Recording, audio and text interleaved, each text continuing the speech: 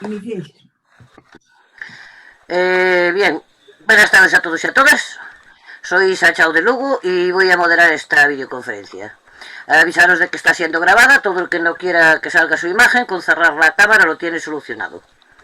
No se permitirán faltas de respeto de ningún tipo. Si se produce algún tipo de descalificación o no se respeta el tema del día, se procederá a cerrar el micro a esa persona y si persiste podrá ser expulsada de la reunión. Una vez terminada la ponencia, iré dando la palabra por orden de petición, según vayáis levantando la mano en el botón situado en la parte inferior de la pantalla.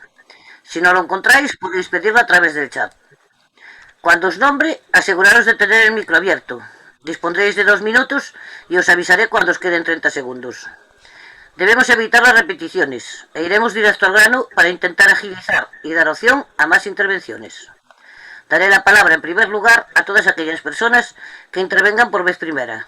Y luego, en función del tiempo restante, daré paso a las segundas y así sucesivamente. Esperamos que todo transcurra de una forma correcta y provechosa para todos y todas y empezamos dando la palabra a la compañera Chon que nos hará la presentación de la ponente de esta tarde. Adelante, Chon. Bueno, buenas tardes a todas y a todos y un saludo muy especial a Sol. Sol es una mujer muy activa, ya lo veréis ahora cuando haga su pequeña presentación, pero especialmente es activa en un tema que se quiere obviar, que parece que no existe cuando el tema existe desde hace muchos años y hay a quien no le interesa que salga a la luz. Por eso una mujer tan activa como ella y con el grupo que ella preside, me parece interesantísimo que lo traigamos aquí. Porque esto no es cosa de 2 o 3 días. Hay muchas personas que aún ignoran que son esos bebés robados a madres a las que se las engañó diciéndoles que habían fallecido, cosas similares. Entonces, bueno, ella nos lo va a decir bueno, nos va a hacer un análisis completo desde el principio y desde yo aún me pregunto si esto ha terminado. Y soy muy escéptica en que esto haya sido. Bueno, quiero presentaros y que no dure más a mi compañera Sol Luque, es presidenta de la asociación Bebés Robados. Todos los niños son nuestros niños, sus niños. Ella es profesora de la Universidad Carlos III e investigadora del Instituto de Estudios de Género de esta universidad. También es profesora fundadora de la Fundación Ortega Marañón y pertenece a otras varias universidades precisamente no de ámbito solo español, sino norteamericano, extranjero. Ella es coordinadora estatal de apoyo a la querella, os acordaréis, la querella argentina contra los crímenes del franquismo. Entonces, ella es concretamente una coordinadora estatal y además promueve en el Congreso de Diputados la primera ley sobre bebés robados. Y entonces, Sol, tú explícanos qué es esto, hasta dónde empezó y si tú crees que esto ha terminado de momento. Muchas gracias por haber venido. Muchísimas gracias a todas vosotras y a todos vosotros. Yo estoy encantadísima de estar aquí y sobre todo quiero dar un agradecimiento especial a Chon porque es mi enlace con todos vosotros y todas vosotras. ¿No? Tuve el gusto y la verdad es que la suerte de conocerla en una presentación de un libro y me propuso una conferencia, una charla para la voz de las plataformas y obviamente encantada de hacerlo. Bueno, solamente te voy a corregir una cosa, Chon. Yo realmente no es que sea la coordinadora estatal, es que hay una coordinadora estatal de apoyo a la querella argentina. Yo simplemente soy una de las portavoces. Yeah. Pero sí, de mi asociación, todos los niños robados son también mis niños. Ahí sí puedo decir que soy la representante. Hay aquí una compañera, Elena Coronil, de nuestra asociación, bien. Y bueno, voy a comenzar sin más. Mirad, cuando nosotros hablamos de bebés robados, realmente la palabra bebés es una palabra social, es un término social porque cuando empezó esta lucha por el reconocimiento de lo que había sucedido, principalmente eran madres que se habían visto afectadas, eran víctimas de este robo en clínicas y en maternidades. Pero esto no quiere decir que empezara ahí el hecho o los hechos en sí, ¿no? Simplemente, y no simplemente, sino de manera muy contundente, pues la lucha empezó alrededor del 2010 con estas madres, pero anteriormente al robo de niños, de bebés en clínicas y maternidades también se produjo en cárcel, ¿no? Que esto ahora os lo comentaré un poquito de manera más extensa. Con lo cual hablamos de bebés robados de una forma, como digo, para entendernos socialmente de qué estamos hablando, pero realmente son niñas y niños porque también desaparecieron de casas cuna, de orfanatos, en fin, de diferentes ubicaciones. Cuando decía que cuando todo el mundo en general, la sociedad, escucha esto, los bebés robados, los niños, las niñas robadas, ¿qué es lo que se piensa? Bueno, pues se piensa lo que han ido transmitiendo los medios de comunicación fundamentalmente, que esto era un negocio, que se enriqueció, que es un cura, que es una monja. Y lo cierto es que nosotros no discutimos que hubiera o no hubiera negocio, claro que hubo dinero de por medio, pero ese no fue el a lo largo de este. No fue el único ni el más importante motivo para que esos niños fueran trasladados de unas familias a otras familias. Voy a compartir, lo primerito que voy a hacer antes de compartir la presentación es compartir un audio donde hablan algunas compañeras exponiendo su caso. Dura poquito, son 4 minutos, pero fijaos, creo que es muy importante antes de hablar sobre unos hechos, dar la voz, vosotros que os llaméis la voz de las plataformas, dar la voz, aunque sea por poquito tiempo, pero al principio de cada conferencia que se haga, dar la voz a las víctimas. Voy a ir y escuchamos.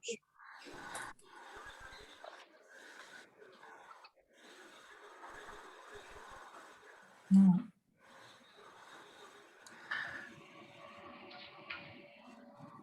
Perdona, voy a cortar aquí porque no sé si se oye. No se oye, no.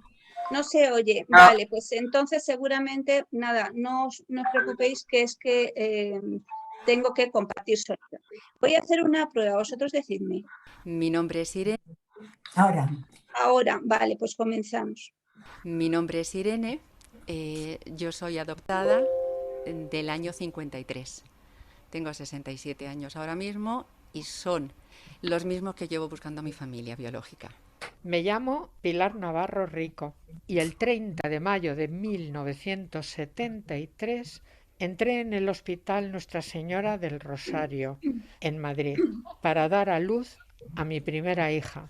Soy Cristina y estoy buscando a una hermana que nació en la antigua maternidad de Santa Cristina el 6 de diciembre del año 1956. Nació prematura y la monja se la llevó a la incubadora por problemas respiratorios, según nos dijo. En su momento, lo único que pude sacar de mi madre fue decirme que pagó 25.000 pesetas por mí. 25.000 pesetas en el año 53 era muchísimo dinero. Pero nada más, no he conseguido que me diga nada más, que me dé un dato más. Todos los papeles que he ido recopilando de un lado o de otro, nunca me han dado una pista, no me han dado ese hilo del que tirar, jamás. No había pasado ni 24 horas cuando nos dijeron que mi hija había fallecido. Le pregunté dónde están los papeles, por qué ha muerto, dónde está enterrada, cuál fue la causa del fallecimiento, y entonces mi padre a todo me decía que no sabía nada. Ni sabía por qué. Bueno, sí, que le habían dicho los médicos que había muerto porque la niña era muy grande y nada más. El hecho es que me entero a los 15 años y a partir de ahí pues la cabeza te da vueltas, intentas averiguar, quieres saber por qué. En 2011 empecé a intuir que esa niña había sido robada como otros miles de niños en la época del franquismo.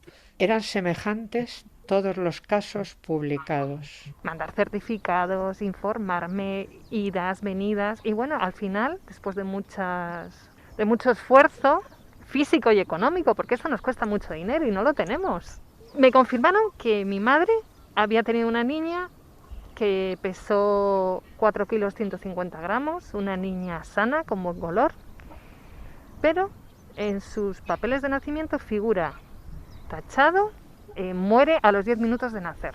Tú notas algo, o sea, tú sabes que algo no anda bien. Tú sabes que alguna cosa es diferente a la de tus amigos, y si nos juntábamos con mis primos alguna vez, yo veía diferencias, notabas cosas. Es aquello que hay cosas distintas que no te cuadran. Una madre de hija robada no dejará nunca de buscar y de dejar claro que no la entregamos, sino que nos la robaron. Mira, yo llevo buscando a mi hermana, calculo más o menos desde el 2012. El desgaste emocional que tenemos es espantoso, porque nos ha hecho incluso, no discutir, ¿no? Pero sí que hemos tenido enfrentamientos familiares. Pero hay una parte nuestra que nos obliga a seguir peleando y seguir luchando. Tenemos un trabajo muy duro por delante. Y la sensación que, por lo menos yo, la que tengo y seguramente muchos de nosotros, es como que los pies no te llegan al suelo, que es como que alguien ha manejado unos hilos y no te dejan posarlos, no te dejan poner los pies en la tierra. Yo he vivido toda la vida con los pies por unos centímetros por encima del suelo, sin raíces, porque no encuentras raíces.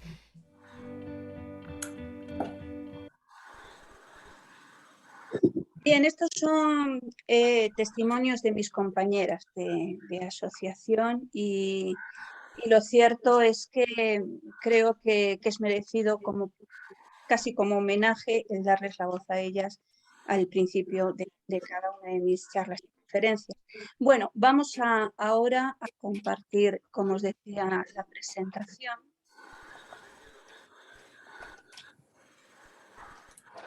Bueno, voy a...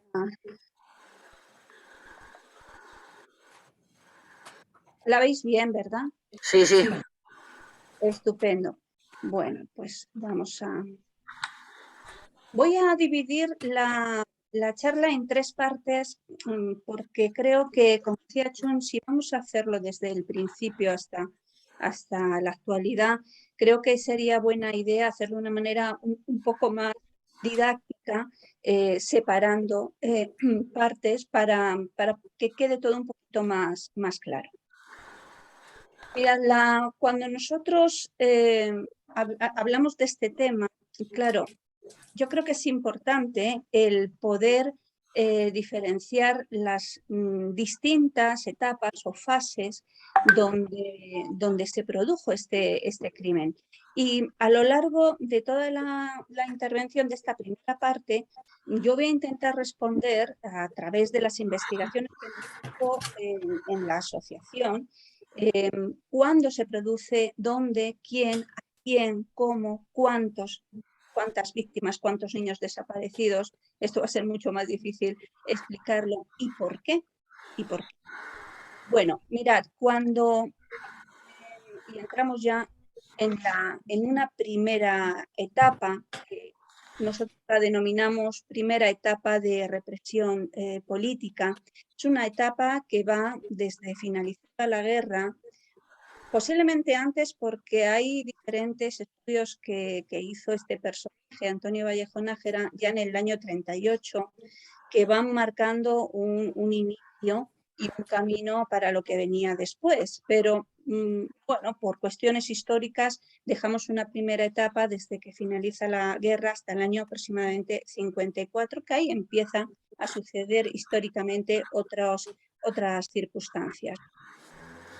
En esta primera etapa, como decía, hay un personaje importante, que es el que vemos aquí, Antonio Vallejo Nájera, que era jefe de los servicios psiquiátricos militares del franquismo, de la dictadura franquista. Este hombre, este militar, este psiquiatra, hizo varios estudios muy polémicos ahora en la actualidad, pero que en aquel momento eran la base ideológica y fueron la base ideológica del régimen franquista. Y tenía una tesis, una teoría que marcaba casi todo su trabajo, por lo menos aparecía en algunos de ellos, que era lo que se llamaba la teoría o la tesis del gen rojo. Seguro que la conocéis, pero bueno, por resumirla en muy poquitas palabras, es una tesis que viene a decir que el marxismo o la ideología izquierdista se hereda, se transmite genéticamente. Claro, eso ahora mismo decimos, pero bueno, esto es ciencia ficción, no tiene base científica. Bueno, pues en aquel momento todas las políticas, toda la biopolítica que vino después estaba basada en esto. Lo que venía a decir es que si el gen marxista se hereda, los niños y niñas que nacen en una familia o de una mujer izquierdista o republicana, familia de esta índole, pues van a heredar un gen que si se desarrolla, va a transformar a ese individuo, a esos niños y niñas, en psicópatas sociales, en enfermos mentales. Porque lo que consideraban es que aquellas personas con una ideología más izquierdista pues tenían unas claras deficiencias mentales. Eso es lo que se opinaba en aquel momento, ¿no? ¿Qué es lo que pasaba? Que esta teoría sirvió para ejercer una verdadera segregación infantil, separando a niños y niñas de mujeres antifranquistas. Mujeres, no las vamos a denominar únicamente republicanas, porque no eran únicamente republicanas, ¿no? También las había anarquistas, las vamos a denominar de ideología antifranquista, pero que a veces ni siquiera ellas mismas portaban esa ideología, sino que eran compañeras de hombres activos y con posicionamientos políticos activos, ¿no? Ya, en fin, creo que es todo el mundo conocido lo que fue el franquismo, lo que fue no su represión, sino sus diversas represiones. Luego, también hablaremos un poquito de ello, ¿no? Claro, con esta teoría, esto era el soporte ideológico.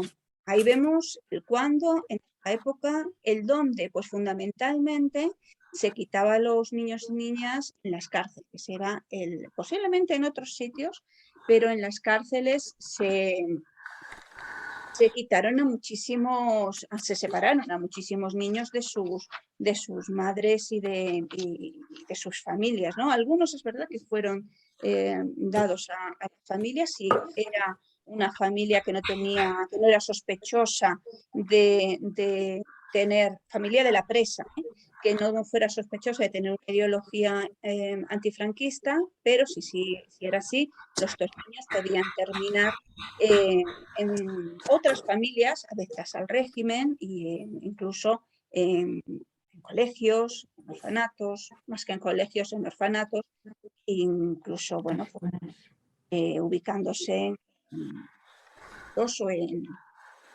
seminarios, ¿no? Muchos de ellos terminan siendo religiosos y religiosas. ¿A quién? Obviamente a estas mujeres, como decía, ¿no? ¿Y cómo? Sin ningún tipo de disimulo, simplemente se les separaba en ocasiones permitían que estuvieran hasta los 6 años y en ocasiones, nada más nacer, se los separaban. Si tenemos que hablar de números, de cuántos, bueno, en realidad estos números están basados, los que voy a decir ahora, están basados en una investigación que después vais a ver, de Montserrat Gou, de Ricard Viñes y de Ricard Belli, 2002, que son los niños perdidos del franquismo. De esta publicación obtiene información o parte de información el autor de Baltasar Garzón. Más o menos se dice, esto lo voy a leer para no equivocarme, mirad, las cifras de niños y niñas, hijos de presas, que fueron tutelados por el Estado, según la memoria que el Patronato Central de Nuestra Señora de la Merced para la Redención de Penas elevó a Francisco Franco, al caudillo de España, hay una información que dice así. En 1944 ascendía a 12.042, la mayoría de los cuales, en especial los niños, que eran más de 7.500, estaban en centros religiosos. Pero entre 1944 y 1954, atención compañeras y compañeros, este número se elevó a más de 30.000 niños cuyo ingreso en centros religiosos y seminarios fue gestionado por el Patronato de San Pablo, dependiente en aquel momento del Ministerio de Justicia. Esto quiere decir que estos más de 30.000 eran hijos e hijas de mujeres republicanas, no, eran niños tutelados por el Estado, muchos de ellos huérfanos de guerra, encontrados en las calles, y muchos de ellos, no sabe exactamente cuántos, hijos de estas mujeres antifranquistas, precisamente por ese soporte ideológico. Pero el soporte ideológico no era el único, el soporte legislativo también existía, había leyes y había decretos. En concreto estos tres. Había una orden del 30 de marzo de 1940, bueno, y atención, que era lo que pretendían, lo que conseguían esta orden, este decreto y esta ley.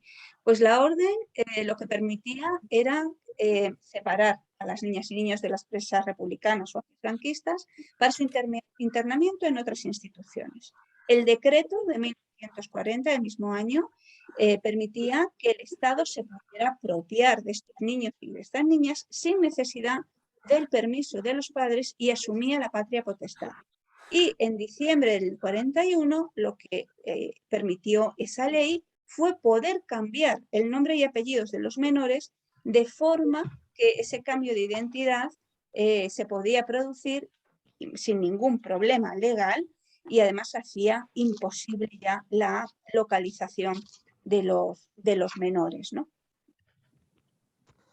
Bueno, esto es lo que os he comentado de los números, que más de 30.000 fueron tutelados por el Estado y bueno, muchos de ellos hijos de las presas.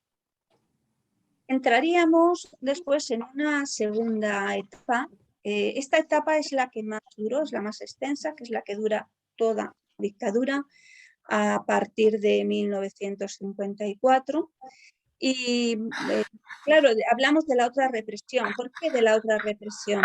No es que hubiera otra represión, es que en el franquismo hubo muchas represiones entrecruzadas. La represión política, que es la que se centró más años, en la posguerra, y luego existían pues, diferentes tipos de represiones. Me estoy refiriendo a una represión ideológica, a una represión social, a una represión también de género, no lo olvidemos, y todo bajo el paraguas del denominado nacionalcatolicismo. El nacionalcatolicismo, creo que tampoco hay que emplear mucho tiempo para explicar qué fue, pero sí creo que es interesante recordar que establecía una relación muy estrecha, se establecía en la España de la época. Bueno, no sabemos si eso ha cambiado un poco, pero no sé si se ha terminado definitivamente la relación. Pero en aquel momento mucho más, obviamente. Hablar de la Iglesia y hablar del Estado era exactamente de lo mismo, ¿no? De hecho, fijaos en esta foto que hay donde está el dictador con jerarcas de la Iglesia. El dictador está entrando en la Iglesia bajo palio. Y bajo palio, es decir, bajo estos ropajes, solamente podían entrar las altas eclesiásticas. Había un control tremendo de la educación, de la cultura, un control en todas las facetas de la vida de la ciudadanía y especialmente sobre la vida de las mujeres. ¿Qué es lo que ocurre en esta segunda etapa? Bueno, cuando esto sucede, se da un salto importante porque ya no hay estas mujeres republicanas, algunas continúan en la cárcel, otras han muerto, ya muchas han salido. El foco se pone en otro sitio, el foco se pone en clínicas y en maternidades. ¿Quién lo realiza? Quizás ya no haya esas leyes, esa ley, esa orden, ese decreto, quizás ya no ya no haya un soporte legislativo explícito, pero sí ocurre algo y es que, bueno, independientemente de la ideología que podamos tener cada cual, algo que sí podemos determinar que fue terrible, fue que el franquismo triunfó. y triunfó y llegó hasta el último rincón de cada pueblo de España. Fue de una manera tremenda. Su ideología, esa represión o represiones, nos caló a todos de una manera brutal. ¿Qué es lo que ocurre cuando hay una represión o un tipo de represiones que se asumen que son sistémicas, que son sistemáticas porque funcionan en todas las partes del Estado, son sistemáticas y prolongadas en el tiempo, tanto tiempo como duró la dictadura? Pues que ya no se necesitan leyes, es que esa violencia institucional se normaliza de tal manera que la represión forma parte de la vida cotidiana y forma parte de cualquier institución. Y en las instituciones había figuras de poder realmente muy importantes. En aquel tiempo, una monja, una religiosa, un médico, un funcionario, tenían un poder tremendo. Vamos, nadie cuestionaba nada de lo que dijeran estas figuras de poder, ¿no? De autoridad y de poder. Con lo cual,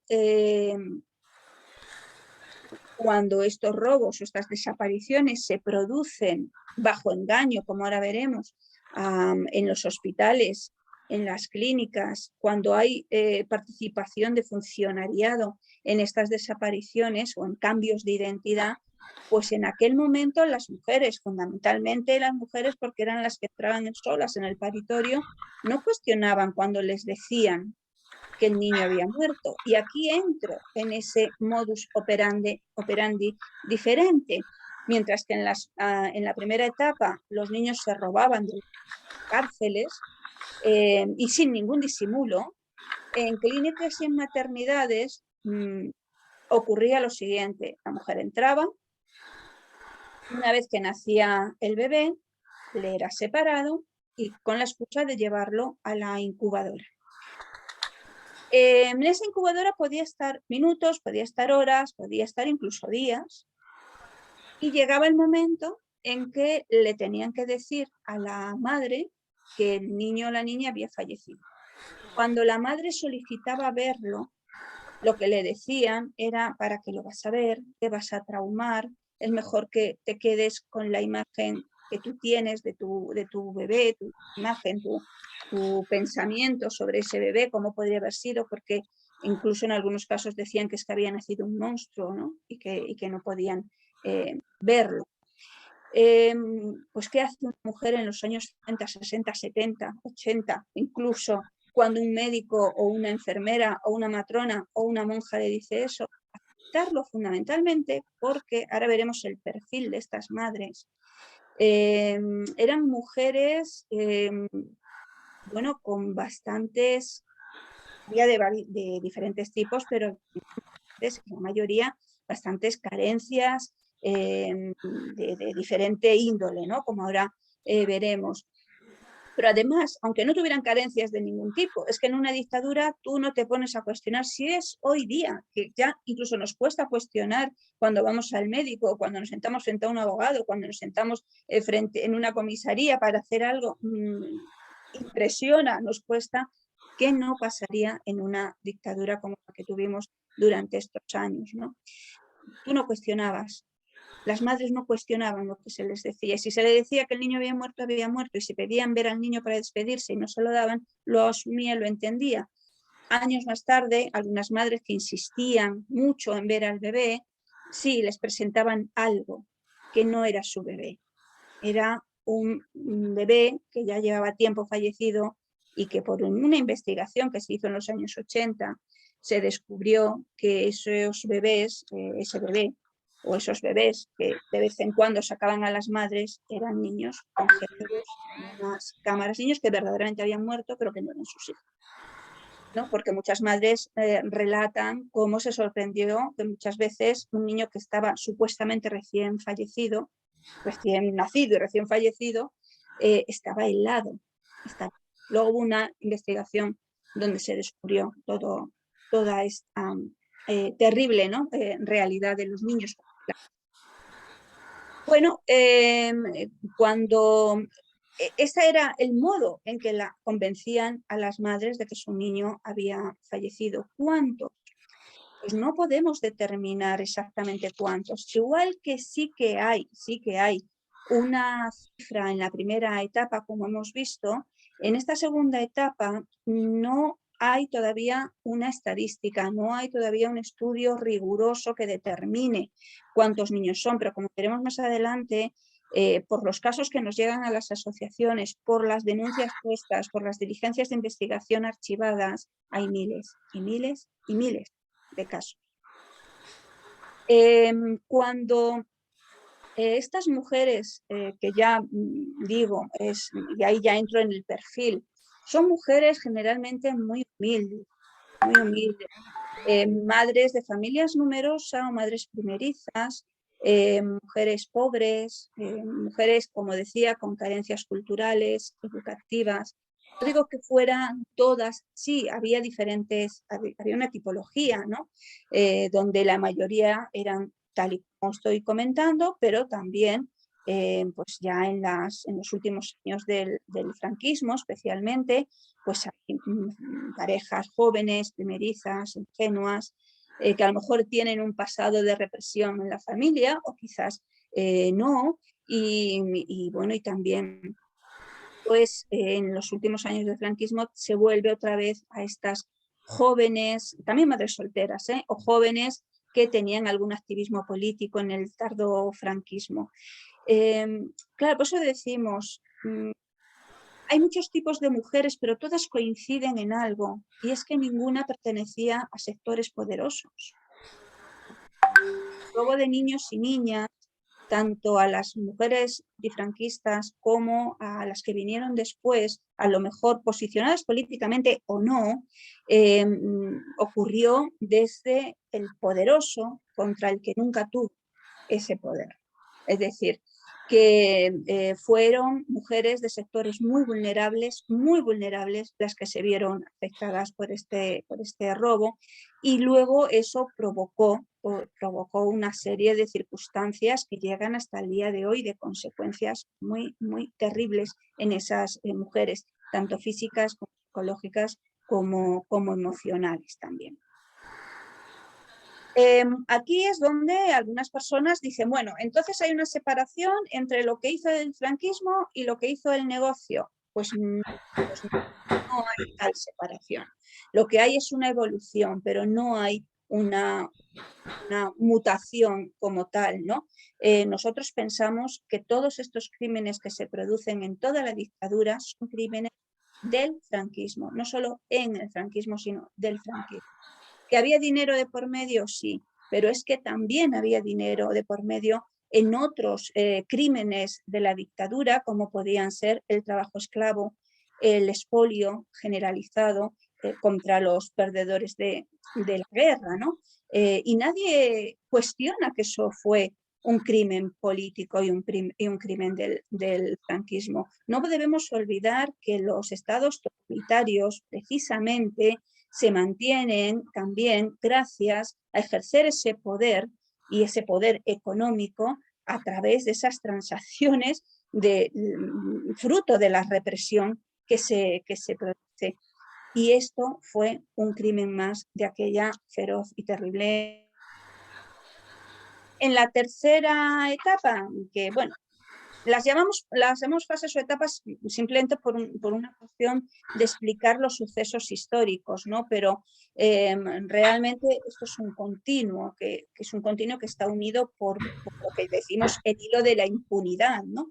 Total. Bueno, y cuando hablamos ya de la democracia, bien, pues lo que tenemos que tener claro es que nuestra democracia no ha sabido dar respuesta a estos crímenes que se suponen del pasado, pero que no son del pasado, porque continúan, los desaparecidos continúan desaparecidos, ¿eh? Nuestros niños y niñas son desaparecidos vivos, están vivos con una falsa identidad, y nuestro Estado en la democracia no ha sabido dar esas respuestas necesarias. Cuando yo hablo de mi país, yo esta conferencia la cuento también en las universidades, a mis estudiantes, algunos son españoles, otros son extranjeros. Hablo, como hemos visto, pues de la dictadura franquista, de todos los crímenes que allí se produjeron, y hablamos un poco de esta... Y aquí quiero ser muy respetuosa porque sé que hay una sensibilidad especial hacia lo que fue nuestra transición. Yo creo que la transición tuvo sus luces y sus sombras. Yo no soy de las que opinan que todo estuvo mal en la transición, pero tampoco estuvo todo bien. Y una de las cosas que fundamentalmente no estuvo bien es que no hubo una ruptura ni se investigó jamás lo que sucedió en el régimen, ¿no? En el régimen franquista. Ahí pasamos de la dictadura a la democracia a través de una transición sin ruptura, que como digo tuvo sus luces y sus grandes triunfos, pero que fue llevarnos a otro tipo de régimen, pero obviamente nos llevó de una manera bastante edulcorada, ¿no? Porque no se investigó lo que se tenía que investigar para realmente tener una democracia plena, una democracia real, ¿no? De lo que significa democracia real en cuanto al disfrute de un Estado de derecho como deberíamos disfrutarlo, y que a causa no solamente de la corrupción de ahora, la corrupción de ahora también tiene su pasado y tiene también su continuidad en muchas cosas que pasaron hace años que tampoco se investigaron. Bueno, aquí los números es lo que os decía, que no podemos decir exactamente cuántos números tenemos, y antes de pasar a la segunda parte, que va a ser más cortita obviamente, sí que quiero hacer como una especie de resumen de lo que ahora, fruto de todas estas investigaciones, que determinamos que fue el robo de niñas. No es corto, es un resumen, como veis, un poquito largo, que lo voy a leer, y esto es lo que de alguna forma resume todo lo que he estado diciendo ahora, ¿no? El robo de niñas y niños se produjo por motivos eugenésicos, como hemos visto, políticos, ideológicos, morales, religiosos, sociales, de clase, económicos y de género. Tuvo lugar en cárceles, clínicas y maternidades, centros de internamiento y en cualquier otro establecimiento donde las mujeres pariesen. Fue perpetrado con la participación activa del Estado en un primer momento, legalizado mediante la aprobación de decretos y leyes, para posteriormente ir adoptando una posición pasiva del Estado, con actuaciones que implican consentimiento, apoyo, aquiescencia y ocultación, permitiendo su continuidad hasta entrada a la democracia a través de entidades y personas que formaban parte de las instituciones del Estado, directamente herederas del régimen anterior, ya fueran sanitarias, religiosas y funcionariado de toda índole. Y en todo momento negando la debida protección a las víctimas y haciendo caso omiso de los crímenes, lo cual se refleja en las escasísimas investigaciones de estos casos, o cuando las ha habido, en su archivo masivo. Y esa es una clave importante. Si esto hubiera sido solo por negocio, si solamente fueran esas mafias que se van diciendo por ahí, era muy probable que esto se hubiera investigado cuando se produjo, pero no fue así. Bueno, quiero comentaros algo que quizás no todo el mundo pueda estar de acuerdo, nosotras consideramos que sí, y es considerar este robo, este crimen, como un crimen de género, y me gustaría dar unas pinceladas de por qué pensamos de esa forma. Esto no quiere decir que los padres no estuvieran afectados, esto no quiere decir que fuera un crimen contra el seno de toda la familia, no, lo que quiere decir es que la mujer fue la que recogió al entrar sola, no solamente al entrar sola en el paritorio, sino por lo que luego vino después, que ahora voy a contar un poquito, y sobre todo teniendo en cuenta lo que fue el franquismo en cuanto al papel de la mujer, ¿no? Estas son fotos, de mujeres en las diferentes etapas, ¿no? Tenemos a las rapadas aquí de las cárceles, tenemos a un colectivo importante en un centro religioso, que es el colectivo gitano, a las mujeres pobres, es una mujer joven, primeriza. Esta mujer joven es nuestra compañera Pilar Navarro, a la que habéis oído, a una de las mujeres que habéis oído en el audio. Esta es su segunda hija, la que tiene en brazos, a la que le robaron fue la primera, ¿no? Y esta familia del centro es mi familia. Cuando todavía no éramos todos, nosotros somos 10 hermanos y estamos buscando a mi mellizo Francisco. Nosotros fuimos los últimos en nacer, por tanto no estamos aquí. Esta foto es de cuando estaban mis padres todavía en Montilla, en Córdoba. Cuando vinieron a Madrid nacimos los últimos 4, ¿no? Bueno, mirad, yo creo que es importante tener en cuenta las circunstancias en que se encuentra la mujer cuando ocurren los hechos, pero no es algo que pueda conocer todo el mundo, ¿no? Cuando la mujer sale de la clínica con los brazos vacíos, se encuentra en una situación donde tiene la sensación, que era la realidad, de que algo raro había pasado, porque no vio a su hijo, porque ni siquiera lo vio muerto, porque la inmensa mayoría de las veces no pudo enterrarlo, y cuando lo entierra una cajita precintada, no sabe lo que hay dentro. Entonces puede confiar en los médicos, pero desde luego se le queda una incertidumbre tremenda sobre realmente qué ha sucedido. Tenemos incluso casos de mujeres que insistieron y casi fueron recluidas en la planta de psiquiatría. Y estoy hablando específicamente de un caso del año 84. ¿Qué nos sucedería en los años 60 y 50 cuando una mujer insistía en que le estaban mintiendo, ¿no? Pues bueno, pues eran consideradas mujeres desequilibradas que no habían resuelto el duelo por la muerte de su hijo. Fueron mujeres que no pudieron expresar su dolor. Yo siempre digo que nuestras madres fueron las que perdieron a los hijos, no fueron mujeres silenciosas, sino que fueron mujeres silenciadas por la época, incluso por su propia familia, por sus médicos, por sus religiosos, sus, como se llama, ¿no? Los párrocos a lo mejor se acudían buscando ayuda. No encontraron nunca ayuda, ni ningún soporte, ni ningún apoyo. Entonces, ¿qué hicieron? Pues lo único que pudieron hacer que fue callarse. Pero ¿qué es lo que ocurre? Que cuando las mujeres se callan, claro, y pasa el tiempo, fijaos esta tristeza, esta depresión, esta soledad con la que tienen que vivir durante décadas. Pero cuando pasa el tiempo y ya en 2010 se produce el boom de los bebés robados y empiezan a surgir en los medios de comunicación, los propios niños que ya han crecido buscando a sus familias, no porque pensaran que podían haber sido robados, sino que querían buscar a sus familias biológicas, pero algunos sí, porque sus propios padres adoptivos al morir les habían confesado que no eran hijos suyos. Y estos niños ya mayores empiezan a buscar pues esa madre que ve en televisión, y esto es absolutamente real, que ve en televisión a esas personas buscando a sus padres, empieza a pensar, es que quizás ese es mi hijo y quizás yo no estaba tan loca. Imaginad el conjunto de sentimientos, de emociones que se les viene encima. Eso lo hemos vivido centenares de veces en la asociación.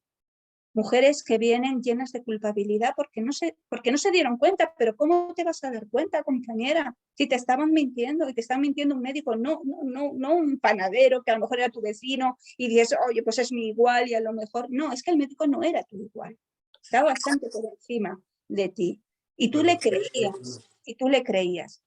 Esa culpabilidad, esa impotencia, esa amargura, eso ha hecho un gran daño a nuestras madres, a las madres robadas, ¿no? Como creo que ahora os lo podré decir de una manera más precisa.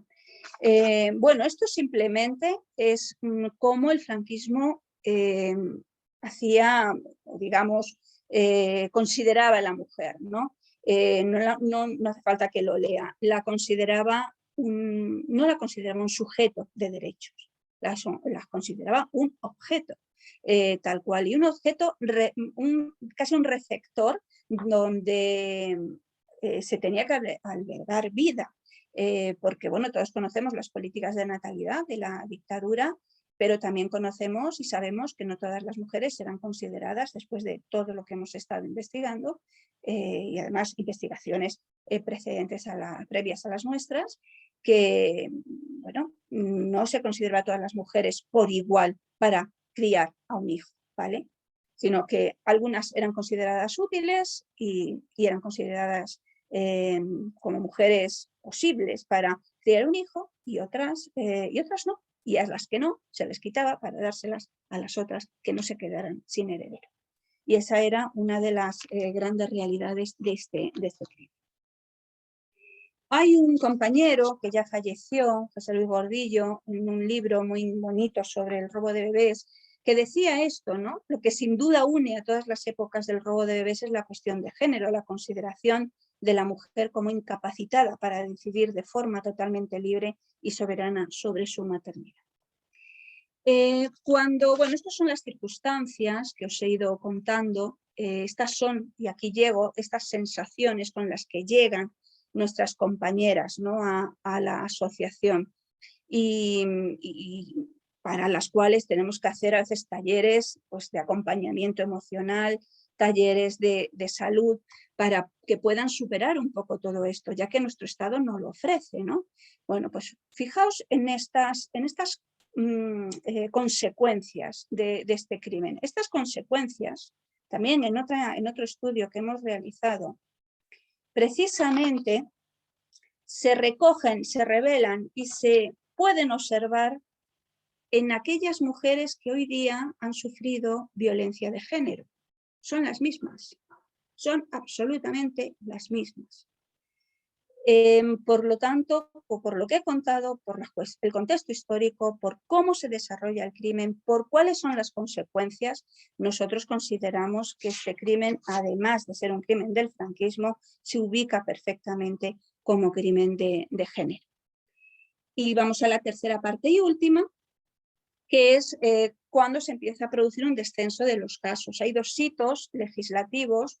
Uno es la ley del 87 y otro es la ley de... no la ley, es ¿cómo se llama? Bueno, había una especie de figura jurídica que era la llamada el parto anónimo. Entonces, en 1999, esa figura jurídica se anula, y entonces, a partir de ese momento, cualquier mujer que da a luz, deje a su hijo, se lo lleve o lo que haga con el hijo, pues tiene la obligación de dejar su nombre y apellido. Fijaos, hablo primero de 1999, aunque cronológicamente no sea así, porque esta parte es muy interesante, y es que, claro, el parto anónimo, que se puede pensar como una figura jurídica que estaba en nuestro registro civil, ¿no? Podría considerarse, bueno, pues una protección a la mujer soltera que no quería dar sus datos, ¿no? Y quería dar a su niño en adopción, porque darle en adopción también es un acto de amor importante, ¿no? Pero es que realmente el parto anónimo era un coladero de niños, porque cuando estas figuras intermediarias, ¿no?, estas figuras que yo llamo de poder, estos casi flecos o estos tentáculos del poder, le dicen a las familias adoptantes, después en el coloquio, si queréis, hablamos de las familias adoptantes. A las familias adoptantes: tenemos un niño o una niña para ti, y esas familias preguntan: pero este niño y esta niña, ¿dónde viene? Dicen, bueno, pues de una madre que bien era soltera, o era bien prostituta, o lo que fuera, pero que se había acogido al parto anónimo y no podían dar datos. Entonces, ya podéis imaginar que ni esa madre era prostituta, ni esa madre era soltera, aunque lo fuera, igual me da, pero la mayoría luego de testimonios, pues bueno, verifican que el parto anónimo se utilizó como excusa para no dar a las familias adoptantes datos de las madres que supuestamente dejaban el niño, ¿no? Al declararse inconstitucional, eso fue realmente un triunfo, ¿no? Y después, bueno, antes, en 1987 se promulga la primera ley de adopción, 5 años después de subir el Partido Socialista al poder. 5 años después no había leyes de adopción en España. Lo que había era una adopción privada a través, y fundamentalmente, a través de entidades religiosas. Y había una asociación que se llamaba la EPA, que es la Asociación Española de Protección a la Adopción, pero había familias que iban allí y las dirigían directamente a instituciones religiosas para hacer esa adopción. Aquí voy a ir más rápido porque, a ver si consigo... no. La explosión mediática es lo que os decía antes, ya es que he adelantado mucho antes. Los bebés crecen, buscan a sus familias, las familias empiezan, por tanto, a buscar a sus bebés robados, las víctimas se empiezan a movilizar y se crean muchísimas asociaciones, ¿no? La situación que tenemos ahora mismo, pues hay una clara diferencia entre la parte nacional y la parte internacional, porque aquí tenemos miles de denuncias archivadas por falta de pruebas o por criterios, que es lo más triste, por criterios de prescripción. No sabemos el número de denuncias, esto no lo sabemos, no lo sabe nadie porque no lo aportan, pero sí sabemos el número de diligencias de investigación abiertas, es decir, desde 2011 que se empiezan a poner las primeras denuncias, la primera denuncia colectiva, hasta 2019, y estos son informes del Ministerio de Justicia, se han abierto más de 2.100 diligencias de investigación. De esas 2.100 se han archivado prácticamente todas. Quedaban hace unos años unas 500 y tal que se habían pasado a los juzgados y esas, hasta donde sabemos, también están ya prácticamente archivadas. No porque a veces no ven delitos o indicios de delito, pero que otras veces, aunque lo vean, ya directamente las archivan porque ha pasado mucho tiempo, porque esto prescribe. No, esto no prescribe, como dice el Derecho Internacional de Derechos Humanos, como dicen las recomendaciones de Naciones Unidas, como dice la jueza María Servini Curía de la querella argentina, como dicen las recomendaciones del Parlamento Europeo en su informe del 2017, estos no son delitos comunes, son delitos de desaparición forzada que se mantienen inalterables, imprescriptibles hasta que el desaparecido aparece. Bueno, de mi caso personal, si queréis os lo cuento después, pero yo creo que es más interesante avanzar un poco en lo que hemos ido haciendo a través de la asociación, junto con otras asociaciones también, ¿no? Nosotros hacemos actividades y trabajamos de una manera integral desde el ámbito social, acompañando a las víctimas, intentando ayudarles para la búsqueda de la información, haciendo las conferencias, como por ejemplo esta. También trabajamos y colaboramos con asociaciones pro derechos humanos, la Asociación Pro Derechos Humanos de España, con el Instituto de Estudios de Género de la Universidad Carlos III, con profesionales de las universidades, con psicólogos. Ahora mismo tenemos un convenio de colaboración firmado con la Fundación Psicólogos Sin Fronteras, Psicología Sin Fronteras. Trabajamos también con Paco Lobatón en el programa de radio Diario de Ausencias. En septiembre haremos un año que tenemos una intervención semanal con casos, ¿no? Podéis imaginar, si es semanal y ya en septiembre hacer un año, pues es que hay muchísimos y muchísimos y esto posiblemente continúe durante más tiempo. Participamos en películas como El silencio de los otros, Lesa humanidad. No quiero olvidarme de esta exposición que ahora mismo está en el Museo Nacional de Antropología. Nuestra asociación es una de las organizadoras. Es una exposición de un fotógrafo, Pedro Lange Churrión, y una investigadora que forma parte de nuestra asociación, Arantxa Borrachero, donde hay retratos de víctimas junto con material audiovisual de testimonios y también documentación muy bonita, muy interesante. Yo os aconsejo que si podéis ir a verla, está hasta el 5 de junio. Las movilizaciones, pues 1000 y más, ¿no? No voy a explicar cada una de ellas porque son muchísimas, llevamos desde el 2010, pues os podéis imaginar, acciones judiciales con la querella argentina, ahí estamos con las abuelas de Plaza de Mayo, en uno de los viajes que hice a Argentina a presentar la querella.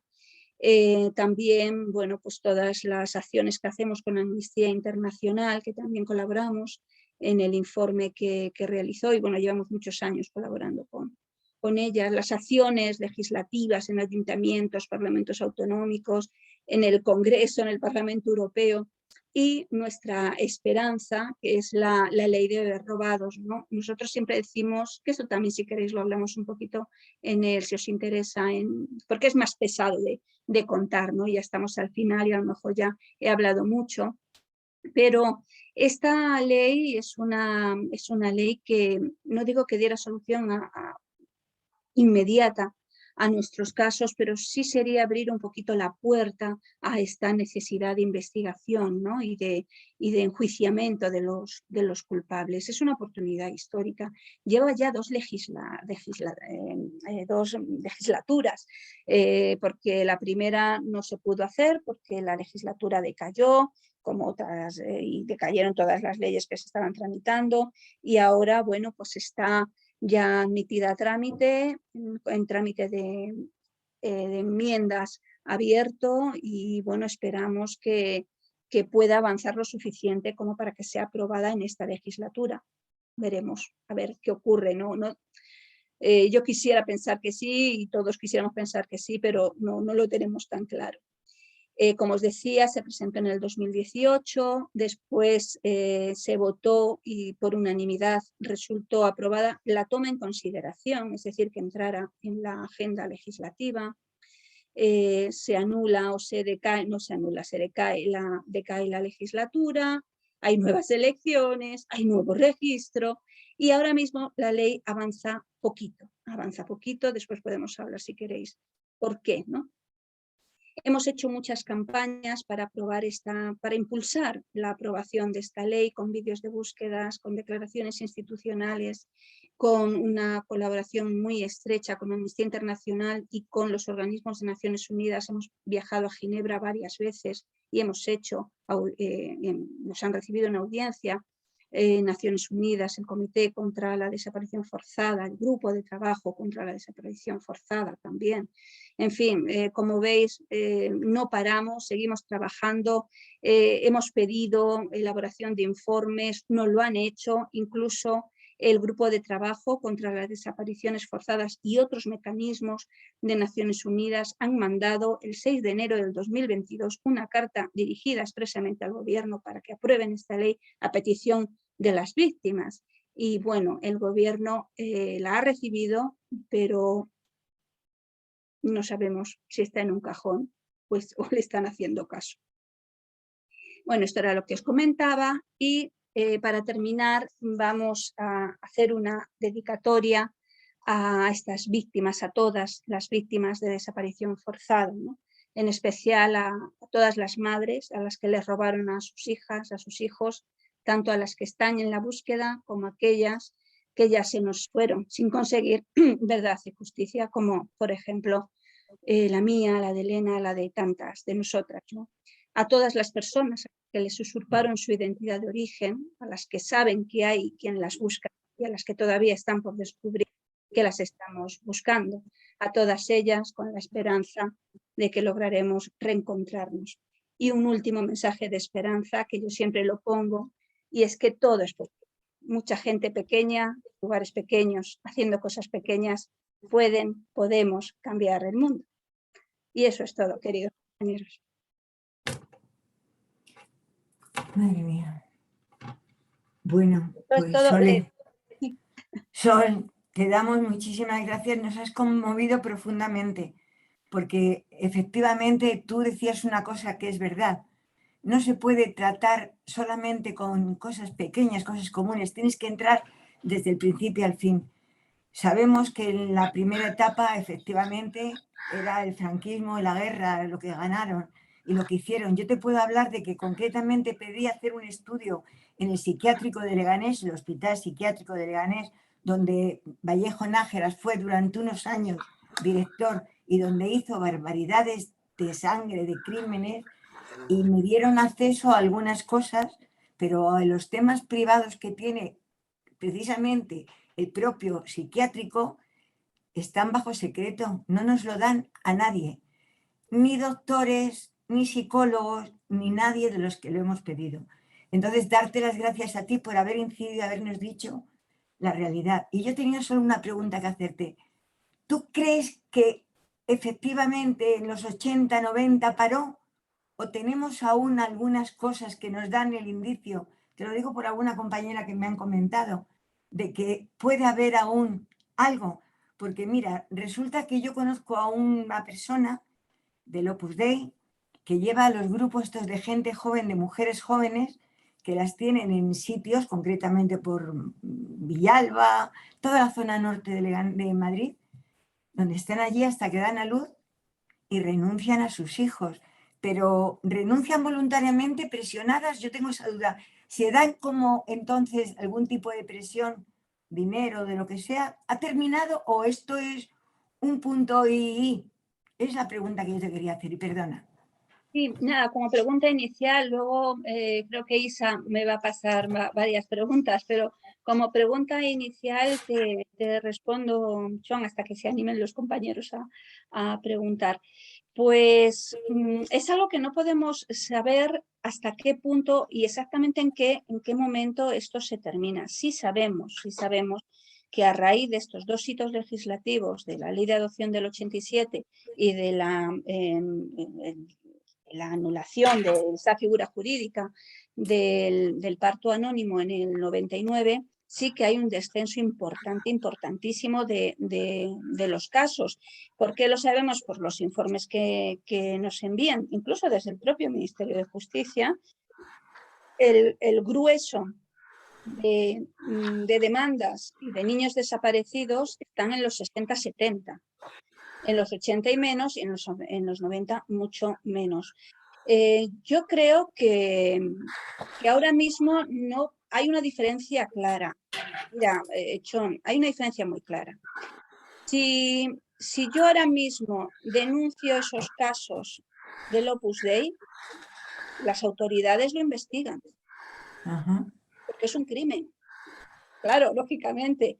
Claro. Si hay robos de niños o tráfico de niños, lo denuncian y bueno, es un escándalo en los organismos de derechos humanos y las instituciones lo investigan. Eso no sucede con lo nuestro. Eso nunca sucedió en el franquismo, no se investigó nada, ni en los 80 tampoco. Es decir, si ahora lo que estamos intentando es que se investigue todo esto, ¿no? Entonces yo creo que hay una diferencia importante y es que mientras que lo nuestro tuvo un soporte legislativo, además de ideológico, y en la democracia nuestra democracia no tuvo esa fuerza o ese interés en investigarlo, y ahora nos está costando mucho que lo investiguen, eso no pasaría ahora si esto Por lo que se podría liar. Yo creo que no es lo mismo. Creo que efectivamente se pueden estar robando niños, pero ya estamos hablando de otro tipo de causística. Claro, por supuesto. Gracias, Bob. Pues, le damos la palabra a Juan Lozano, que ya lleva un rato con la mano levantada el pobre. Adelante. Hola, buenas tardes. Bueno, en primer lugar, agradeceros a la voz de la plataforma y a la ponente la conferencia de esta tarde. Me pareció muy interesante porque nosotros en nuestra familia llevamos un tiempo tratando de averiguar si realmente el hermano que tuvimos en el año 57 realmente murió o fue robado.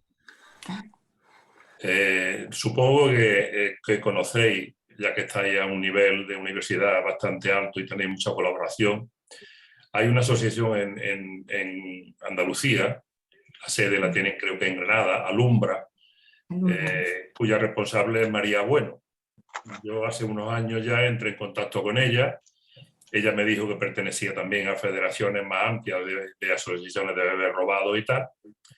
Y fue la que nos orientó cómo podríamos buscar, porque el problema surge de que nosotros siempre oímos a nuestra madre, desgraciadamente ella falleció, pero siempre la oímos hablar de este hermano del año 57 con mucha duda. Es decir, nosotros lo que notábamos que ella tenía un trauma muy gordo por aquel incidente, ¿no?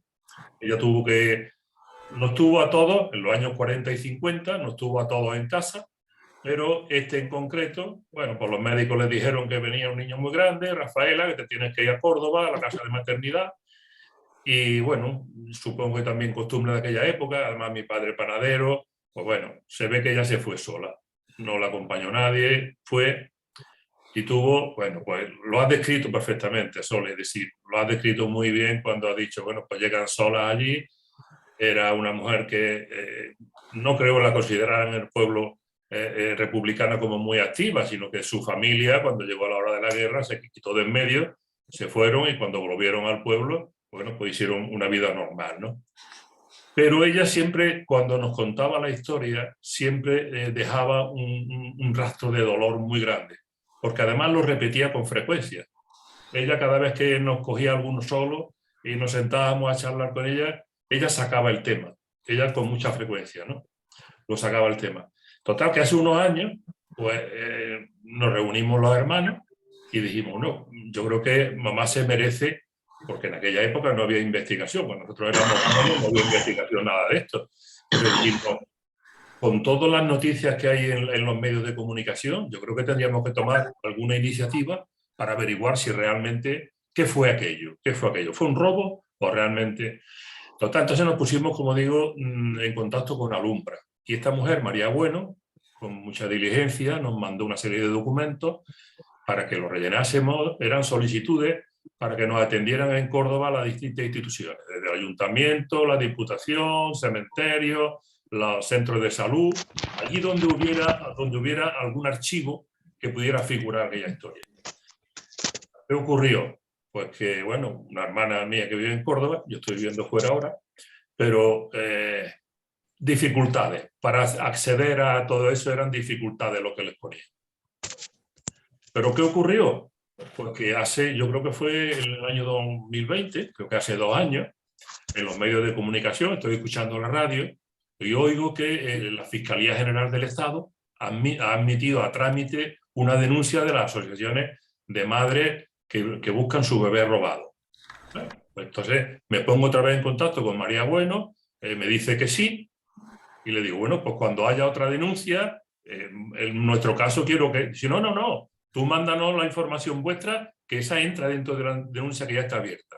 Efectivamente. Nos puso en contacto con FIBGAR, que me ha extrañado que no haya hecho ninguna referencia a FIBGAR, porque ese es el único conducto que nosotros hemos podido utilizar para canalizar nuestras inquietudes, ¿no? FIBGAR, para quien no lo conozca, es una fundación internacional de Baltasar Garzón, que parece que se había ofrecido a gestionar ante la Fiscalía General del Estado esta denuncia.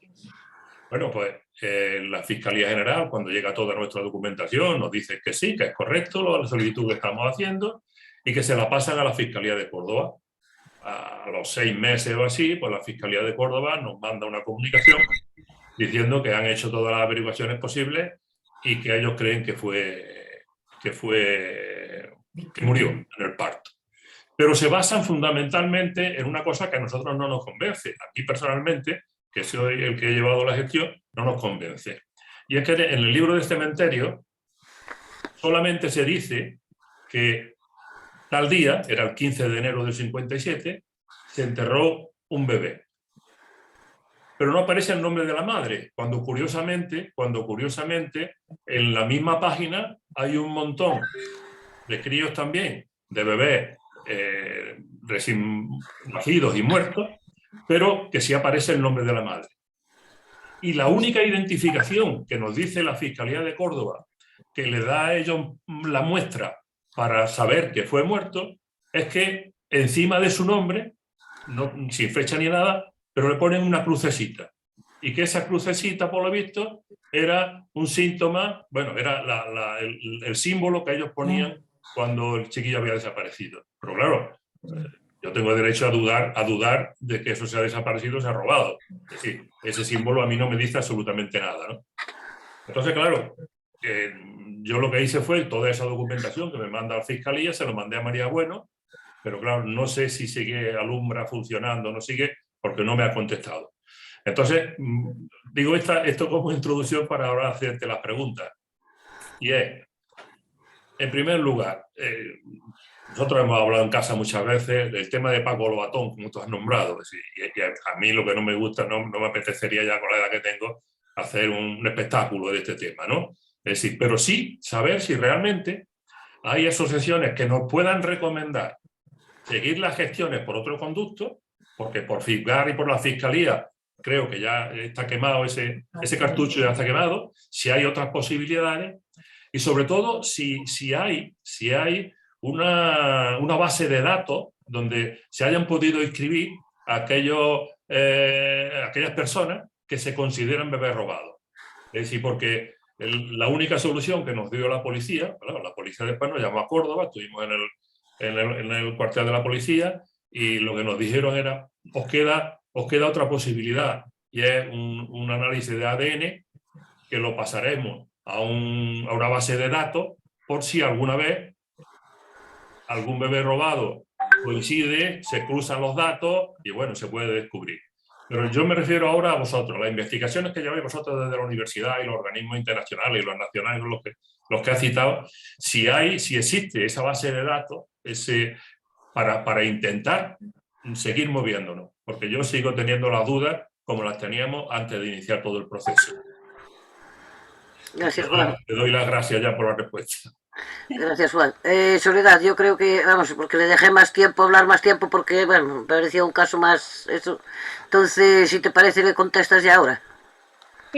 Sí, te voy a contestar, Juan. Bueno, en España hay muchas asociaciones de bebés robados, como os decía al principio, todas trabajando maravillosamente bien dentro de su... su posicionamiento, porque no todas trabajamos con el mismo posicionamiento ni tenemos presente los mismos objetivos, pero el tránsito o el paso o el camino hacia esos objetivos es diferente y todos respetables. Sí, Alumbra es una de las muchas que hay, no solo en España, sino en la misma Andalucía, claro, que conocemos.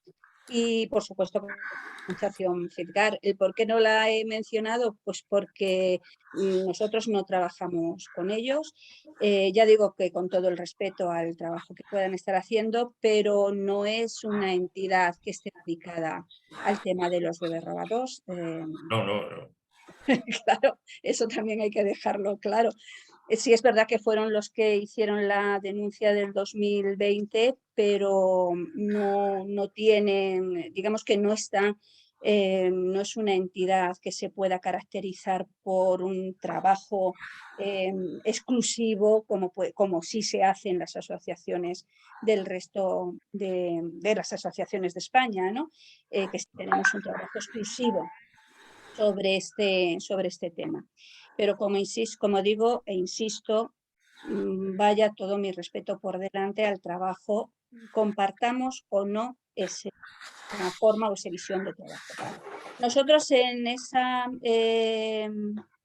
denuncia del 2020, por ir tocando un poco los puntos que has mencionado, no participamos porque ya desde el primer momento vimos o presumíamos o pensábamos, y nuestro equipo jurídico así también nos lo indicaba, que iba a suceder lo mismo que con la denuncia del 2011. Se iban a ir a repartir las denuncias a las fiscalías provinciales, como sucedió entonces, y se iban a ir archivando una tras otra, como ha vuelto a suceder.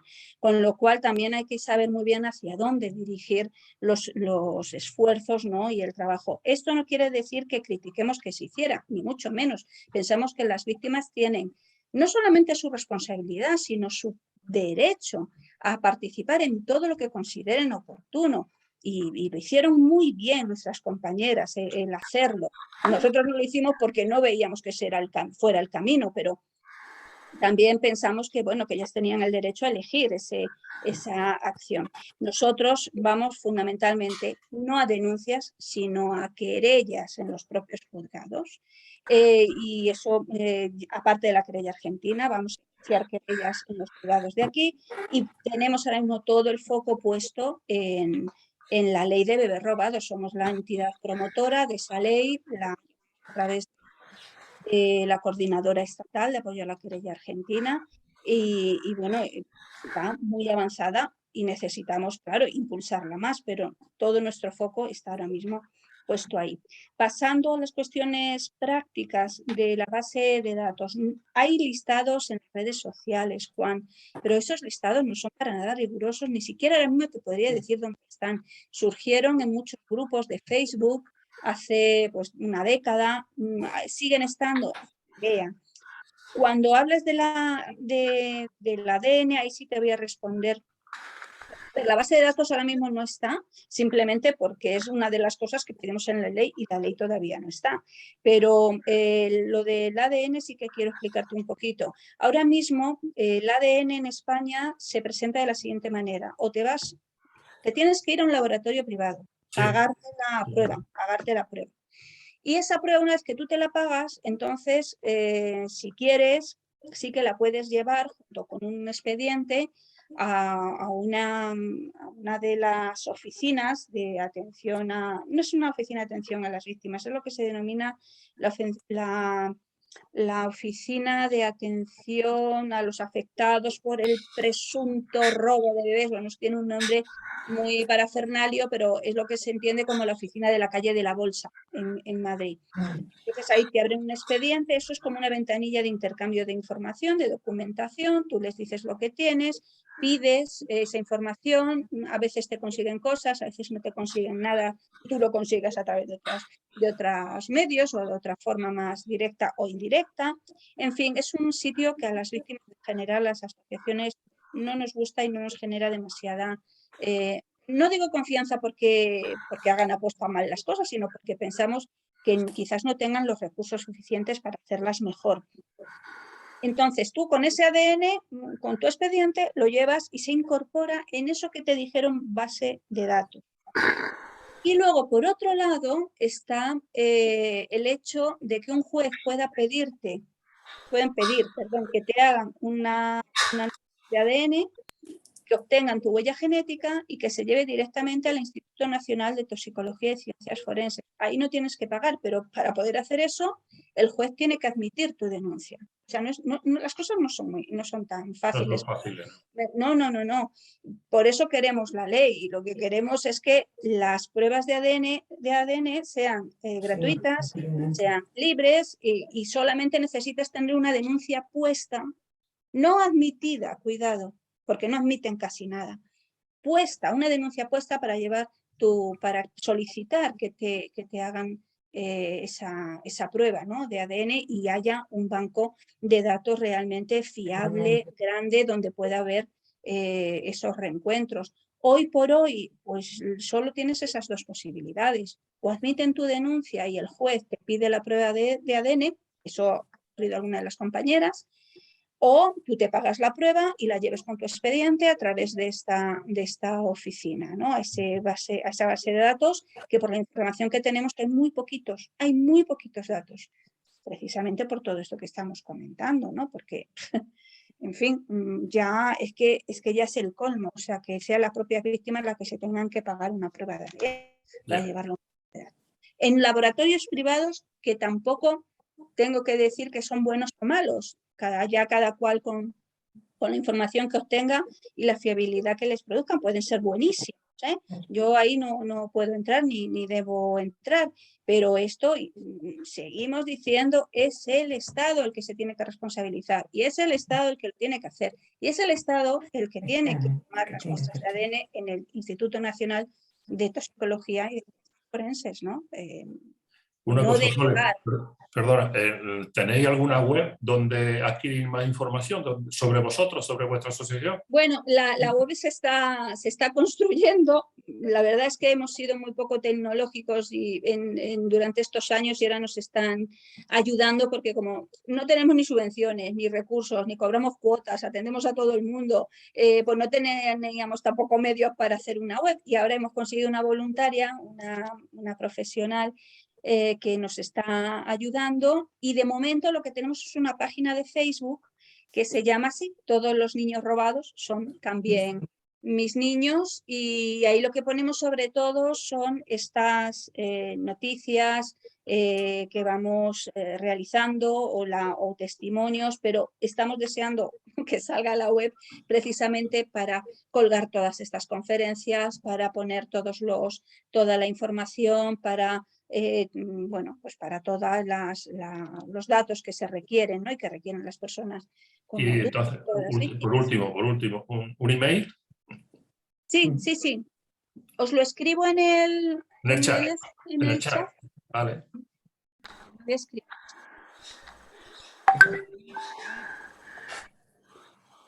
Teresa, vete abriendo el micro que a continuación te toca a ti. Cuando acabe yo de escribir ya te toca.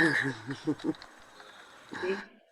Pero de todo esto, Juan y compañeros y compañeras, yo lo que quiero dejar claro, porque creo que es importante, es que aunque no compartamos todas las entidades y asociaciones el mismo camino, creo que todas hacemos el trabajo lo mejor que podemos y todas bueno, pues, empleamos mucho tiempo, mucho esfuerzo y bueno, no es que nos llevemos bien o mal, simplemente que trabajamos de diferente manera y yo sí que quiero, siempre lo digo y quiero repetirlo, mi respeto y bueno, para todas las compañeras que están ahí, ¿no? Aunque no trabajemos juntas.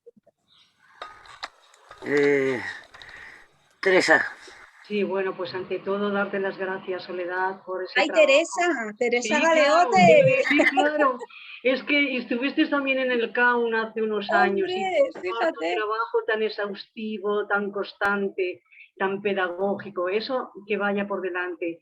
Y efectivamente eres tan prudente al decir, bueno, es que claro, las sombras y las luces de la transición, claro, y estos son, o sea, de aquellos polvos, estos barros, porque efectivamente la ley de memoria histórica pasa lo mismo, con todas nuestras víctimas en las cunetas y se tienen que ser las personas individuales, o sea, los que se paguen. Es tremendo. Y claro, lo que tenemos que tener en cuenta es eso, que es que aquí no hubo de verdad, o sea, una denuncia clara y contundente contra el franquismo y eso se deja ver en todo lo que está sucediendo.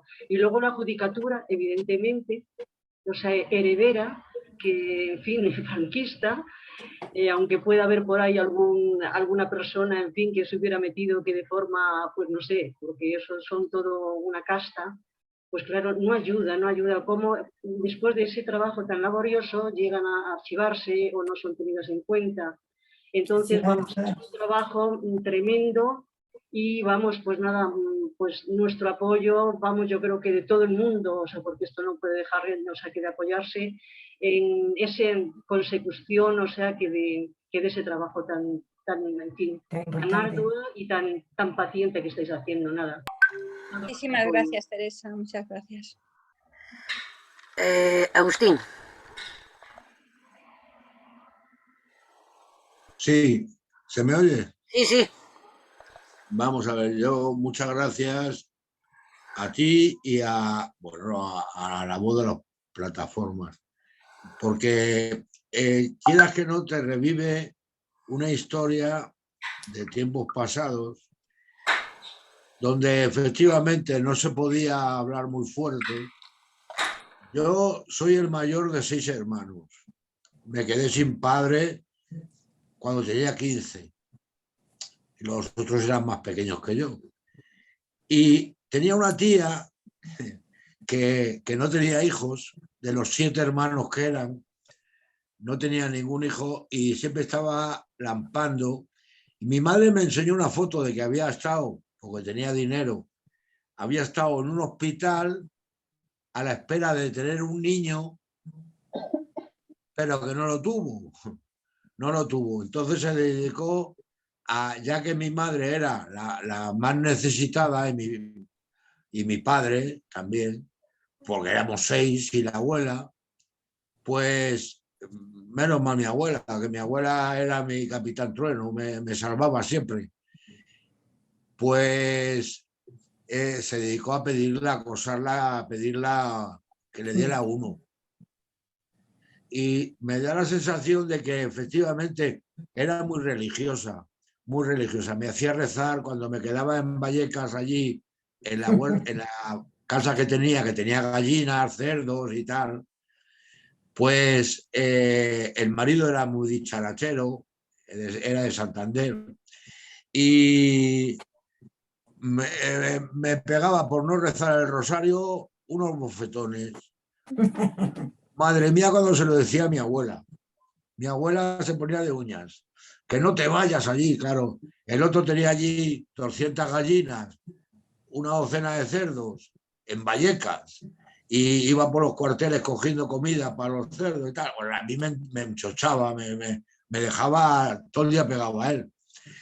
Y al final la conclusión que saqué es que efectivamente esa mujer fue a adoptar un niño y por lo que sea, porque entonces eran, yo no me acuerdo de ningún hospital, que he estado un poco, pero que no fueran monjas, pero la suerte que tuvimos es que nosotros todos nacimos en casa y nacimos bien. Eso nos libró, yo creo, porque si hubiéramos salido de casa yo creo que estaba ese buitre esperando a ver si pillaba algo. Yo solamente contarte esta experiencia porque es una conclusión que he sacado a través de los años y de ver la miseria que teníamos nosotros en casa, para comer no, pero para vestir muy mal, allí en Usera. Y bueno, pues quiero compartirla pues, para que lo sepáis, que efectivamente en los años, yo nací en el 53, pues en esos años, hasta el 60, pues era una cosa cerrada, era un pecado todo y había que rezar el rosario, nada más. Y si no te pegaba. Gracias, Agustín. Muchas gracias, Agustín, por contarlo. Antonio Corpas. Sí, buenas tardes. Escuchando la conferencia he recordado la conversación que tuve con un antiguo alumno y estábamos celebrando una reunión y hacía mucho tiempo que no nos veíamos. Y entonces este muchacho nos contó, se sentó allí con nosotros y nos contó lo siguiente. Dice que el día de antes estaba por Málaga y había llegado una persona que no conocía a él y le dijo, hola Juan Manuel. Y le dijo, no, yo no soy Juan Manuel. Si tú eres Juan Manuel, si yo estuve contigo. Dice, yo no soy Juan Manuel, yo me llamo Prudencio. Dice, hombre, no te burles de mí. Y entonces nos dijo, dice, y no tuve reflejo, dice, pero mi madre se murió diciendo que a ella le habían robado un hermano gemelo mío. Y entonces me contó eso, ese ya era un hombre. Y he cogido aquí la dirección de Gmail, porque me puedo poner en contacto con él, porque no tuvo reflejos para decir, dime dónde vives, dime quién eres, dame tu teléfono, no tuvo reflejo. Y nos contó eso, yo me quedé impresionada con lo que nos dijo. Yo conocía a su madre, claro, de cuando el niño era alumno nuestro en la escuela y eso. Y le pasaré esa dirección, lo buscaré y le pasaré esa dirección. Porque él dice, él estaba seguro que la persona por la que le preguntaban podía ser su hermano. Pues fíjate, Antonia, es que efectivamente, bueno, testimonios así nos hemos encontrado muchísimos. Y de hecho, incluso en nuestra familia, uno de mis hermanos le confunden mucho por la calle, ¿no? Y le confunden además en determinado barrio. Y siempre pensaba, a ver si es que, claro, porque era mi mellizo, pero no mi gemelo o idéntico, era mi mellizo, ¿no? Entre chico y chica, pues ya sabéis que puede incluso parecerse más el niño a uno de los hermanos varones más que a mí. Y nosotros tenemos también un poco esa idea, ¿no? De que quizás, bueno, pues mi hermano Salvador se parezca mucho a Francisco o Francisco a él y pueda estar por ahí, claro que sí, claro que sí. Pues pásale el correo y bueno, que no. Sí, porque es que nos contó como que la persona que le saludó, que decía que le estaba mintiendo, que él era. Claro, si eran chico y chico, serían idénticos, claro, gemelos idénticos. Sí, bueno, sí. eso, claro, Bueno, a veces. Gracias. En fin, nada. Gracias a ti. Chicos. Guillermo Fontán. Sí. Dos observaciones, ¿no? Una, el papel miserable de la Iglesia, o por lo menos sectores de la Iglesia. Del Estado. Sin el papel miserable de estos sectores de la Iglesia, las cosas no hubieran alcanzado el dramatismo y la barbaridad que supuso todo esto, ¿no? Eso por un lado. Y por otro, constatar una vez más que para poder abordar problemas de esta índole, precisamente tienen que ser las organizaciones de la sociedad civil, porque de las otras instancias, más que facilitar las cosas, acostumbran a poner trabas. Es una vergüenza que tenga que salir precisamente de la base de la sociedad, que toma la iniciativa de organizarse y luchar por investigar todo un panorama miserable y criminal, pues nos repite la historia de que o la sociedad se organiza, se moviliza, no, muy poco tenemos que esperar de las instancias institucionales.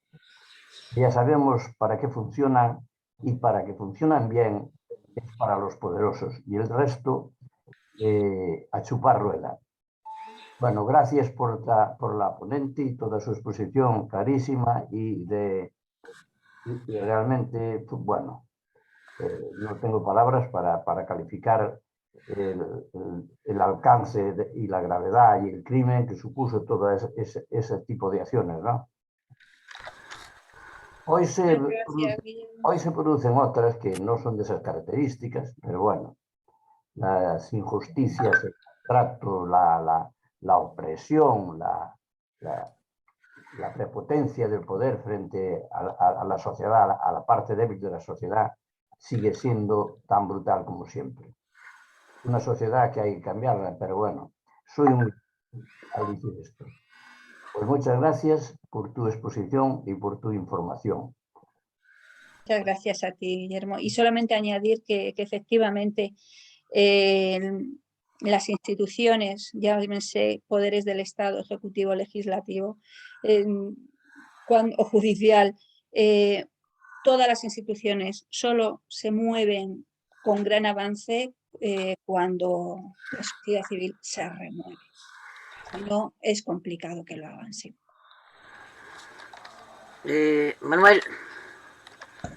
Gracias, Sole, por esta ponencia tan bien expuesta, tan bien clara y didáctica, y que nos ha dejado todos, pues, como decía Chon, pues con la piel de gallina y escalofríos. Pero bueno, que esto ya lo sabíamos, pero claro, ya visto la realidad es todavía más, es peor. Yo lo que quería preguntarte es si esta ley de los bebés robados, ¿en qué situación está? ¿De qué ministerio depende para que se presente? ¿De cómo se puede, si es el de igualdad o es el de justicia, o cuál es? ¿De qué forma se puede impulsar? ¿Por qué razones hay para que esto se ralentice o se pare? Si de alguna forma podemos hacer presión. Esta es mi pregunta, Sole. Te voy a responder inmediatamente. Mira, Manuel, la ley en esta legislatura, ¿no? Tuvo un avance importantísimo, porque nada más bueno, se inicia, me parece que en noviembre y del 19, y en febrero del 20 ya la registran de nuevo los grupos políticos. 20 la llevan a pleno, se aprueba por mayoría, ya no por unanimidad, porque ya sabéis que entró en el Congreso pues un actor político de extrema derecha que es negacionista de nosotros. Entonces, bueno, pero se aprobó por mayoría el paso a la agenda, ¿no? Y a una comisión. Está en la Comisión de Justicia. En septiembre del 2020 se abre el trámite de enmienda. Nosotros hemos podido hablar con Partido Popular, Ciudadanos, de hecho somos un equipo interlocutor y estamos en plena y en continuada comunicación con los políticos, ¿no? Y observamos que, bueno, sus enmiendas a veces se alejan un poco del texto, otras veces no mucho, pero hay una conversación y hay un diálogo bastante fructífero. Pero claro, es que llevamos más de año y medio con el trámite, con el trámite de enmiendas abierto, ¿no? Esto no tiene ningún sentido. ¿Dónde está la paralización? Bueno, precisamente los dos partidos de gobierno, PSOE y Unidas Podemos, por el acuerdo de gobierno que tienen, quieren hacer las enmiendas conjuntamente. sean muchas o pocas, las que sean, bueno, es su trabajo, ¿no? Nosotros siempre lo que pedimos es que no se alejen demasiado de ese espíritu original de la ley, que es lo que nosotros queremos, lo que hemos presentado a los grupos. ¿Por qué no las presentan, no las están presentando todavía? Pues porque como grupos de gobierno, aunque tienen esa independencia de poder legislativo, tienen que esperar y quieren esperar a las valoraciones de los ministerios, en concreto del Ministerio de Justicia, que es el ministerio competente. Hay varios ministerios implicados, pero es el Ministerio de Justicia el que tiene la máxima responsabilidad sobre la ley al estar en una comisión de justicia. Ministerio de Justicia. Claro, cuando el Ministerio de Justicia emite unas valoraciones a la ley que llegan a los grupos políticos, claro, son valoraciones que están muy alejadas del texto. Nos quitan todo lo relacionado con justicia, precisamente. Nosotros pedimos una fiscalía especializada y quieren quitarla. El derecho a la justicia quieren quitarlo. Ni siquiera nos consideran víctimas, sino afectados de. Es decir, se aleja tantísimo, tantísimo, tantísimo del texto final que fundamentalmente pues, los partidos políticos, uno de ellos dice que eso es inasumible. Entonces, claro, nos preguntamos, pero bueno, pues hacer vuestras enmiendas por separado y ya está, pero bueno, ellos por acuerdo de gobierno quieren hacer unas enmiendas conjuntas y ahora mismo el momento está en que estamos en conversación con diferentes ministerios, pero fundamentalmente con el Ministerio de Justicia. Hemos intentado pedir otra reunión para ver qué van a hacer, si van a modificar esas valoraciones, si las van a hacer de otra forma, si las van a mantener, un poco por tener información y sobre todo pues para que no estén mareando a las víctimas, porque queda muy poco de legislatura, muy poquito. Si van a llevarlo adelante, que nos digan cuándo. Si no lo van a llevar adelante, que nos lo digan. Y entonces ya pues, veremos qué hacemos o de qué forma nos organizamos. ¿Qué estamos haciendo para hacer este impulso? Bueno, pues además de todas las campañas que os comentaba, en el último año, justamente en mayo, hace una serie de campañas muy, muy impactantes. Una fue el difundir vídeos de búsquedas con testimonios como lo que habéis escuchado en audio, pero vídeo. También estamos participando, como os decía, con Paco Lobatón semanalmente en un programa de radio y una cosa interesante es que estamos pidiendo a las instituciones autonómicas, parlamentos y ayuntamientos de todo el Estado declaraciones institucionales que soliciten o que insten al Congreso de los Diputados que la ley se apruebe ya definitivamente, ¿no? Se cierre el trámite de enmiendas y se apruebe la ley. Hemos conseguido bastantes parlamentos, no todos, también bastantes ayuntamientos y bueno, ahora pues seguimos con esta campaña. Vamos a mandar una carta personalizada a cada uno de los diputados y diputadas exponiendo cómo está la situación y seguiremos haciendo pues nuestros artículos de prensa. Una de las acciones que vamos a hacer es que una vez que hemos recogido ya algunos apoyos de las instituciones, vamos a solicitar también esos apoyos a entidades de la sociedad civil y cuando esto lo hagamos, pues os lo solicitaremos a vosotros, a la voz de las plataformas.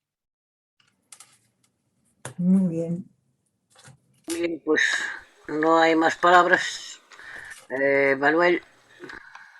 Bien, pues agradecer de nuevo a Soledad, a Sole, esta conferencia. Nos hemos informado y esto es algo que ya sabíamos, es algo que algunos de nosotras y nosotros hemos podido vivir y conocer directamente, pero así nos es muy satisfactorio saber que hay asociaciones que se están moviendo, que están trabajando y esperamos que la verdad, como la memoria histórica, como esos crímenes franquistas no se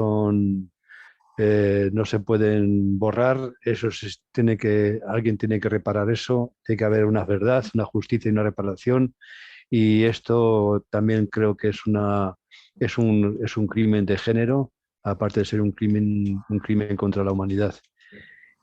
Pues nada más, hasta aquí nuestra videoconferencia de hoy y anunciaros que para el próximo viernes, día 6, tenemos la videoconferencia que se había pospuesto, que se había previsto para el día 1 de abril y por unas cuestiones de errores en las fechas. Nekane Jurado, economista feminista, que es la que nos va a explicar precisamente el tema que nos atañe como pensionistas, que es precisamente la ley esta de la privatización de las pensiones, o sea, a través de los planes privados de pensiones de empresa que se está ahora mismo debatiendo en el Congreso y que va a significar un antes y un después en la privatización de uno de los servicios más importantes del bienestar, esenciales para una sociedad más justa y mejor. Y nada más, un abrazo y Me vais a y permitir adelante. solo una cosa, porque no sé si lo he dicho, y tendría que haberlo dicho, y es que esta ley, aunque somos impulsores de ella o promotoras, tenemos detrás a 17 asociaciones de bebés robados de toda España. Eso, sin ellas, esto no lo podríamos llevar adelante. Así que quería decirlo, no sé si repetirlo, pero por lo menos dejar constancia, aunque sea al final. Fenomenal. Muchas gracias. Muchas gracias, muchas gracias. Madre mía. Gracias. Qué palo. Muchas gracias. Gracias. Juan, Muy bien.